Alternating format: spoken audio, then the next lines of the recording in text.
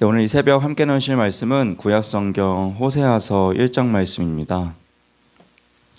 제가 가진 성경으로 구약성경 1257페이지 정도에 있습니다. 호세아서 1장 1절로 마지막 절인 11절까지의 말씀을 보도록 하겠습니다.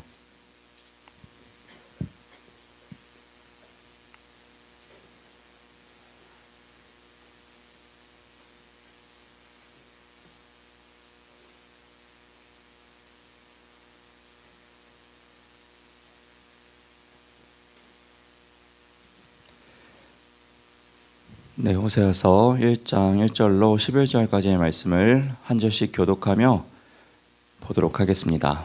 호세아서 1장 말씀입니다. 우시야와 요담과 아하스와 히스기야가 이어 유다 왕 된 시대 곧 요아스의 아들 여로보암이 이스라엘 왕이 된 시대에 브에리의 아들 호세아에게 임한 여호와의 말씀이라.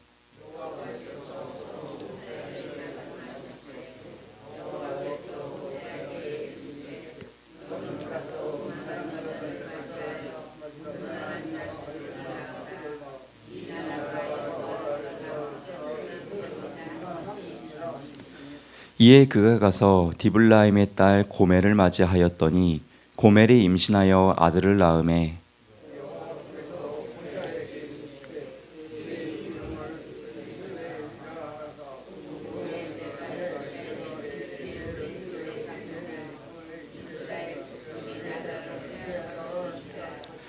그날에 내가 이스라엘 골짜기에서 이스라엘의 활을 꺾으리라 하시니라.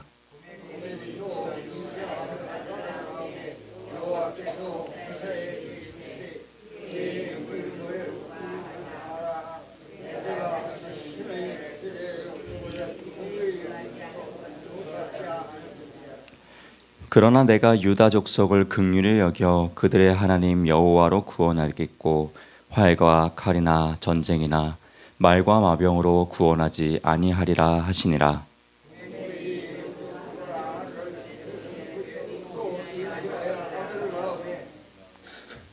여호와께서 이르시되 그의 이름을 로암미라 하라. 너희는 내 백성이 아니요 나는 너희 하나님이 되지 아니할 것임이니라.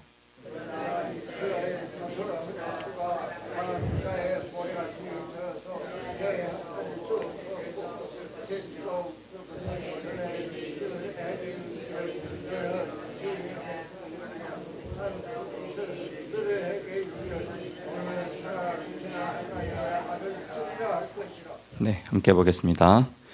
이에 유다 자손과 이스라엘 자손이 함께 모여 한 우두머리를 세우고 그 땅에서부터 올라오니 이스라엘의 날이 클 것이미로다. 아멘. 네, 오늘도 이 귀한 새벽 단잠을 깨우시고 거룩한 기도자로 나오신 우리 성도 여러분들을 주님의 이름으로 환영하고 축복합니다. 이 구약성경 특별히 예언서 중에 하나인 호세아서 말씀을 함께 보았습니다. 제가 봄에 이제 성도 여러분들과 성경 공부를 이렇게 진행한 적이 있었는데요. 그때 주제가 예언서 파트였어요. 이 예언서 파트를 골랐었던 이유는, 성경 공부하기 위해서 골랐던 이유는, 이 예언서는 아무래도 조금 거부감이 있고 많은 분들이 이렇게 좀 멀리 하는 경향이 있기 때문입니다. 왜냐면은 우선은 잘 모르겠는 환상 이야기들이 많이 나오죠. 이게 무슨 의미인지 모르겠는 환상 이야기 나오니까 완전 좀 거부감이 있는 것 같습니다. 근데 요즘 목사님과 함께 요한계시록도 나누고 계십니다만 이 환상의 말들은 다 속에 메시지들이 담겨져 있죠. 마찬가지로 이 예언서에서 나오는 환상 이야기에도 다 의미가 있는데 아주 명확합니다. 회복의 메시지 아니면 심판의 메시지입니다. 둘 중에 하나입니다. 심판을 향한 환상을 받거나 아니면은 회복을 위한 환상을 받거나 이 딱 둘 중에 하나거든요. 그리고 또 하나 이 예언서가 거부감이 가는 이유 중에 하나가 심판의 이야기가 너무 많기 때문이죠. 저희는 되게 은혜로운 것을 좋아합니다. 그래서 이제 신약 성경 보면은 예수님 나오시고 또 사도 바울의 은혜로운 이야기들 쭉쭉 나와서 신약 성경은 아주 쉽게 이렇게 잘 거부감 없이 읽어주실 거예요. 근데 예언서만 가면은 죽이네, 살리네, 심판한다 이런 메시지들만 계속 나오니까 이 예언서를 쉽게 다가가지 못하는 또 우리 신앙인들의 모습을 발견하게 되는 것 같습니다. 그러나 이 예언서가 심판의 메시지만 담겨져 있다, 암울한 이야기만 담겨져 있다, 무서운 이야기만 담겨져 있다 라고 생각하는 것은 죄송한 이야기지만 좀 큰 오산입니다. 왜냐하면 그 이면에 숨겨져 있는 하나님의 놀라운 사랑들이 이 예언서에도 분명히 담겨져 있기 때문입니다. 이 예언서의 구성을 보면은 죄를 막 짓습니다, 백성들이. 그럼 이 죄에 대한 심판을 하나님 분명히 선포하세요. 근데 이 심판 뒤에는 반드시 무엇이 등장하냐면은 다시금 회복될 이스라엘을 이야기해 주세요. 혹은 이방 민족들을 이야기해 주세요. 즉 하나님의 포커스는 어디에 있냐면은 다시금 회복시키는 데 있으신 거예요. 이 회복을 위해서 그 도구로서 심판을 사용하신 것이죠. 이러한 맥락에서도 또 오늘 본문 말씀 보면은 제가 이야기했던 것이 그대로 드러납니다. 심판의 메시지를 선포하지만 그 바로 뒤에 회복을 선포하세요. 또 심판을 선포하지만 또 바로 그 뒤에 회복을 선포하시는 놀라운 하나님의 은혜의 말씀들이 담겨져 있습니다. 1절부터 5절까지는 잠깐 건너뛰고 6절 말씀부터 보시면은 이렇게 6절에 기록되어 있어요. 고멜이 또 임신하여 딸을 낳음에, 이제 딸을 낳은 겁니다. 여호와께서 호세아에게 이르시되 그의 이름을 로루하마라 하라. 내가 다시는 이스라엘 족속을 긍휼히 여겨서 용서하지 않을 것임이니라. 이렇게 말씀하세요. 하나님께서 주신 자녀의 이름을 로루하마로 지으라는 이야기예요.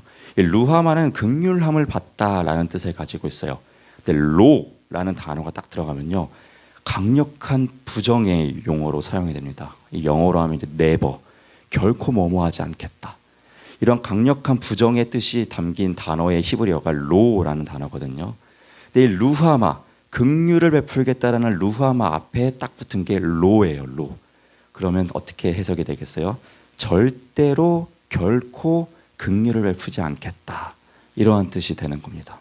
엄청난 상징성을 가지고 있는 자녀의 이름이죠. 뭐예요? 내 자녀인, 내 백성인 이스라엘 백성들에게 나는 긍휼 베푸지 않을 것이다 라는 하나님의 마음이 들어가 있는 것이에요. 여기만 딱 보면은 야, 참 무서운 하나님이시죠. 하나님의 진노로 우리는 다시는 긍휼함을 못 받겠구나 라고 낙심할 수 있겠지만요, 바로 그 뒤에 7절에요 진짜 하나님의 마음이 나오세요. 7절 보시면은 그러나 내가 유다 족속을 긍휼히 여겨 그들의 하나님 여호와로 구원하겠고 활과 칼이나 전쟁이나 말과 마병으로 구원하지 아니하리라 하시니라. 아멘. 또 이렇게 말씀하세요.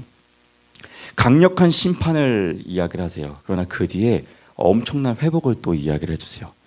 뭐 그런 것 같아요. 부모님께서 훈육하겠다고 아이를 매로써 막 다스리시고 또 다 혼내신 다음에 그 상처난 상처를 보시면서 자녀가 보이지 않게 눈물 흘리시면서 이렇게 약을 발라주시는 그 옛 어르신들, 부모님들의 모습이 거기 마치 하나님의 모습과 같이 보여집니다. 이렇게 심판과 회복은 계속해서 예언서에서 반복돼서 등장해요. 또 오늘 본문의 8절과 9절 그리고 10절도요 마찬가지 맥락으로 이야기를 해요. 또 8절과 9절 보시면 고멜이 로루아마를 젖댄 후에 또 임신하여 이번엔 아들을 낳음에 여호와께서 이르시되 그의 이름을 로암미라 하라. 너희는 내 백성이 아니요 나는 너희 하나님이 되지 아니할 것임이니라 라고 이야기를 해요. 그래서 암미 역시도 내 백성이다 라는 뜻을 가지고 있어요. 근데 앞에 뭐가 붙었어요? 또 부정사인 로가 붙었어요. 그래서 로암미 이렇게 붙어져 있습니다. 그럼 그 뜻은 암미인 내 백성에서 로가 붙었으니까 결코 그리고 절대 너희는 내 백성이 아니다 라는 뜻을 가진 이름이 되는 것이겠죠. 즉 하나님께서는 내 백성이 아닌 것처럼 너희를 대하겠다, 그렇게 심판하겠다 라고 말씀하시는 거예요. 그런데 이것은 진짜 하나님의 마음이 아니죠. 10절 말씀에 진짜 하나님 말씀이 드러나요. 10절도 보시면 그러나 이스라엘 자손의 수가 바닷가의 모래같이 되어 헤아릴 수도 없고 셀 수도 없을 것이며 전에 그들에게 이르기를 너희는 내 백성이 아니라 한 그곳에서 그들에게 이르기를 너희는 살아계신 하나님의 아들들이라 할 것이라. 아멘. 네, 이렇게 또 은혜의 말씀을 해주시죠. 이것이 바로 진짜 하나님 아버지의 마음이죠. 온전하고 거룩하고 구별된 백성을 만들어내기 위한 수단으로서 하나님이 이러한 심판이라는 도구를 사용하셨다는 것을 우리는 예언서를 통해서 발견하게 돼요. 그래서 이러한 메시지들을 선포한 사람이 바로 저희가 오늘 함께 나누게 된 호세아 선지자라는 것입니다. 그렇다면 여러분, 심판을 받는다면 그 이유가 있어야 될 건 아닙니까? 법정에서도 뭐 사형 선고를 내리거나 무기징역 선고를 내리거나 한다면은 그 앞에 먼저 이야기해야 될 것은 죄의 항목을 이야기해 줘야 됩니다. 무슨 죄 때문에 그런지에 대해서 말입니다. 이 사람들이 납득할 수 있도록 말입니다. 이스라엘이 지은 죄는요, 아주 간단 명료합니다. 바로 2절의 말씀에 드러나고 있어요. 오늘 본문의 2절 말씀 보시면 그들의 죄는 이러합니다. 여호와께서 처음 호세아에게 말씀하실 때 여호와께서 호세아에게 이르시되 너는 가서 음란한 여자를 맞이하여 음란한 자식들을 낳으라. 이 나라가 여호와를 떠나 크게 음란하니라 하시니. 네. 이스라엘의 죄의 목록이 뭡니까? 왜 심판을 받아요? 음란했다라는 것이에요. 1차적으로 우리가 음란하다라면 생각하는 것이 뭔가 성적으로 타락했나 보다 라고 생각하시겠지만은 뭐 그것은 물론이거니와 더 큰 의미를 내포하고 있습니다. 그것은 바로 부부 간에 음란한 것을 이야기하는데, 이는 원래의 남편이 있음에도 불구하고 혹은 원래의 아내가 있음에도 불구하고 다른 남자를 만나거나 다른 여인을 만난 것, 즉 바람을 핀 것을 이야기하는 것입니다. 여러분, 이스라엘은 하나님의 은혜로 말미암아 출애굽을 받았고 하나님의 은혜로 말미암아 가나안 땅에 살아가게 되었고 하나님의 은혜로 말미암아 다윗과 솔로몬이라는 왕들을 통해서 엄청난 부와 영광을 누리는 때가 있었습니다. 이들은 처음부터 마지막까지 계속해서 하나님의 언약의 백성으로서 하나님의 놀라운 은혜를 만끽하며 살아낸 족속이에요. 그들의 주인 그리고 그들의 남편은요, 하나님이세요. 그런데 이들이 시간이 지나니까요, 음란해지는 거예요. 무슨 의미입니까? 하나님을 두고 바람을 피기 시작하는 것입니다. 하나님보다 다른 것이 더 좋다라는 것입니다. 그것들을 따라가기 시작해요. 하나님보다 이것들이 더 우리의 인생 가운데 중요하다는 거예요. 그것에 가치관을 두고 살아가기 시작합니다. 이는 무엇이에요? 원래의 주인 되신 하나님을요, 배신한 것이죠. 바람핀 것이죠. 음란하게 된 것이죠. 북이스라엘 백성들이요, 이렇게 하나님을 돌아서 버린 거예요. 음란해져 버린 겁니다. 바람을 펴버린 것입니다. 그래서 하나님은 이 바람핀 것에 대해서, 음란한 것에 대해서 심판하겠다라고 말씀하시는 거예요. 여러분, 근데 그 심판의 메시지를 선포하는 도구로 호세아를 선택하시는데 참 짓궂으신 게 선지자 아닙니까? 어떻게 보면 또 오늘날에 목회자라고도 할 수 있는 그를 향해서 결혼을 하라고 하는데 그 아내로 음란한 여인을 맞이하라는 거예요. 세상 사람들이 보기에 전혀 덕이 안 되는 여인을 아내로 맞이하라는 거예요. 왜 그러시겠습니까? 호세아가 보고 이 하나님의 마음을 좀 제대로 좀 알아달라는 것이죠. 너도 음란한 여인을 맞이해가지고 너가 당하고 있는 남편으로서의 그 수모와 치욕과 아픔과 고생들 너도 한번 경험해봐라. 그리고 그 경험을 토대로 하나님의 마음을 제발 제대로 깨닫고 호소롭게 백성들에게 선포해 줬으면 좋겠어. 이 이야기 하시는 것이죠. 다시 말해 무슨 말이에요? 그의 인생이 하나님의 말씀이 되어서 하나님의 말씀을 그의 삶으로 선포해 줘라 라는 것을 이야기하고 있는 것이죠. 너무나도 멋지지 않습니까? 그에게 이러한 사명을 주세요. 근데요, 이 호세아가요, 아주 흔쾌히 순종합니다. 세상 사람들이 보기에는 음란한 여인을 맞이했다, 뭔 선지자가 저런 여인을 맞이하냐 라고 말할 수 있겠지만요, 그에게 그런 평판보다 더 중요한 것은요, 하나님의 사명을 부여잡는 것이었어요. 하나님의 마음을 깨닫는 것이 그에게는 더욱더 중요했던 것이죠. 그리하여 그는 그 말씀을 순종하고요, 음란한 여인을 통하여서 그 깨달은 마음들을요, 이스라엘 백성들에게 막 선포하기 시작합니다. 그것이 이제 쭉 이어지게 될 이 구약 성경의 호세아서 말씀이기도 합니다. 여러분, 하나님의 말씀을 삶으로 살아내신 분은 대표적인 분이 한 분 더 계시죠. 우리가 신앙하는 예수 그리스도입니다. 주님의 말씀이 육신이 되어 이 땅에 오셨어요. 그리고 육신이 된 그 몸으로요, 하나님의 말씀을요, 살아내신 분이죠. 그분이 휘황찬란하게 말만 잘해서 하나님의 아들이 된 것이 아니고 하나님의 말씀 그 자체가 되신 것이 아니죠. 그분이 어떻게 하나님의 아들인지 우리가 알 수 있습니까? 그 삶으로 하나님의 말씀을 살아냈기 때문이죠. 예수님께서는 십자가의 그 모진 고통 마다하지 않으셨어요. 치욕스러운 사람들 앞에서의 그 고통 마다하지 않으셨어요. 왜요? 그분의 삶이 하나님의 말씀과 뜻이 드러나져야 되기 때문이죠. 성취되어져야 되기 때문이죠. 그래서 예수님께서는 그 십자가의 모진 고통도 감당하셨다라는 것입니다. 이러한 맥락에서 여러분, 우리에게 주어진 삶 역시도 무엇이 성취되어야겠습니까? 하나님의 말씀이 성취되어야 되지 않겠습니까? 내가 살아가는 그 삶이 아무것도 아닌 삶이 아니라, 사람들에게 비춰지기에 좋아 보이는 삶이 아니라, 가장 중요한 것은 호세아 선지자가 그랬듯이, 예수 그리스도가 그랬듯이 삶이, 하나님의 말씀이 이루어져 가는 것이죠. 성취되어져 가는 것이죠. 우리의 삶을 통해서 사람들이 하나님의 말씀을 듣게 되고 보게 되어지는 것이죠. 그래서 여러분, 우리의 사명이 또 얼마나 중요하겠습니까? 나이가 적든지 많든지 간에 우리에게 주어진 삶이 있고, 거기서 하나님의 말씀을 드러낸다는 것 자체가 이미 너무나도 소중한 삶이 되는 것이죠.